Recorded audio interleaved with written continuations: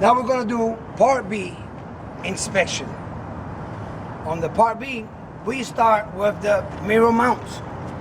On the top and the bottom, mirror mounts are properly mounted, securely tied with all bolts in place, not cracked and not damaged. The mirrors and windows, not cracked, not missing, clean, and no illegal stickers to obstruct the view. We're going to do the door handle, open and close properly, and it's properly greased. We then do the hinges, making sure they're properly mounted, no signs of excessive rust, and working properly. We then do the door seal. If it's not on the door, it's in the frame. Must be properly mounted, no damage, and not leaking. We then go to the turning signal and emergency, or 4 ways. This is not a marker light, only has 2 functions: turning signal and emergency. Amber in color, not cracked, not broken, and not missing, working properly. I will then go to the fuel tank straps. The fuel tank straps are properly mounted, securely tight, all bolts in place to the frame with no signs of rust trails. The fuel tank, no holes, no damage, no signs of illegal wells, and not leaking. The cap on the fuel tank, securely tight, sealed, not cracked, and not leaking. I will then do the steps and the catwalk, properly mounted, no damage, clean, and no signs of obstructions. We then go to the frame.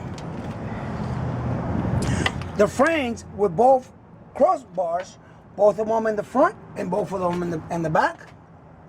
The whole frame is not cracked, not bent, no signs of illegal wells, and no illegal holes.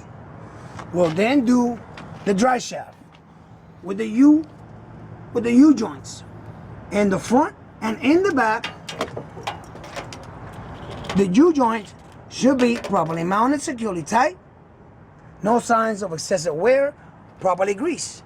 The dry shaft itself not bent, cracked, and no signs of illegal wells. We will then go to the muffler and exhaust, from the back of the engine to the top, making sure there's no crack, no leaks, properly mounted to the bracket, and no signs of black soot. We then cover the mudguard. Mudguard is properly mounted to the frame, not damaged and not missing. We then go to the suspension. The suspension, we start with the leaf mount. The leaf mount is properly mounted to the frame, not bent, not cracked, and no signs of illegal wells. The leaf springs is properly mounted, securely tight on both ends, in the front and in the back. Not bent, not cracked, none missing, and should have not been shifted. We'll come back here.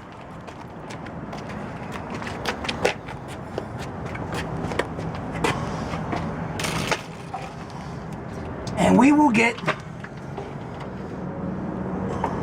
the U-bolts.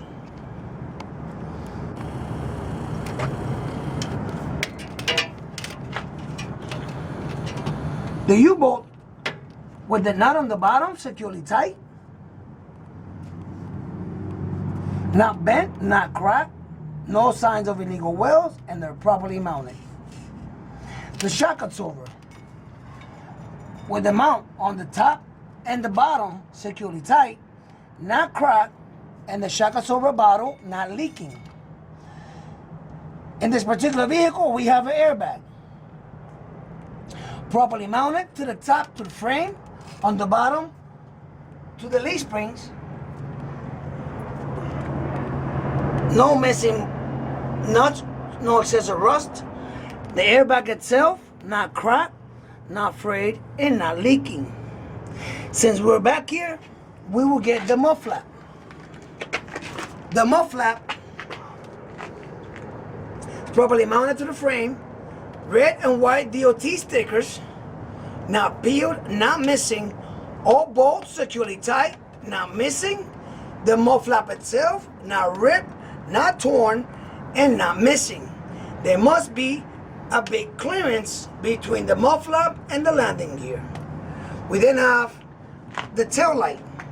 The tail light has 4 functions: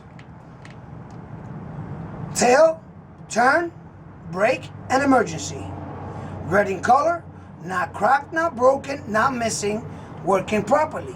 The red DOT reflectors must be clean, red in color, not cracked, not broken, and not missing. We have the reverse light, white in color, not cracked, not broken, and not missing, working properly. Then we go to the brake system. Starting with the air hose. Fittings on both sides of the air hose securely tight. Air hose itself not cracked, not frayed, and not leaking. The air hose takes air to the brake chamber. So the brake chamber is properly mounted to the bracket. The C-clamp securely tight around it, no leaks, and working properly. The brake chamber works the slack adjuster, push rod and pin. On the bottom, there's the push rod and pin. So the slack adjuster is properly greased, working properly. Push rod not bent or cracked, and the cotter pin not missing. Engine off, brake relief, you should have no more than 1-inch slack play. Behind the slack adjuster operates the brake drum and shoe.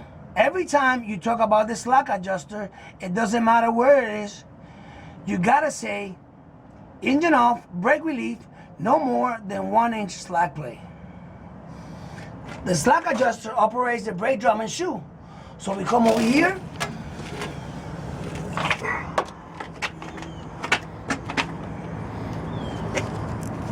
And through this eye, right here, we make sure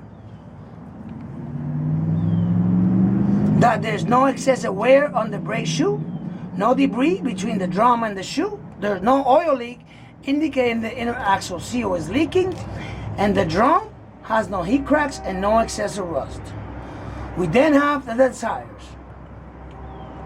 The walls of the tires on both sides, inner and outer walls of the tires, can have no cuts, no bubbles, and not leaking.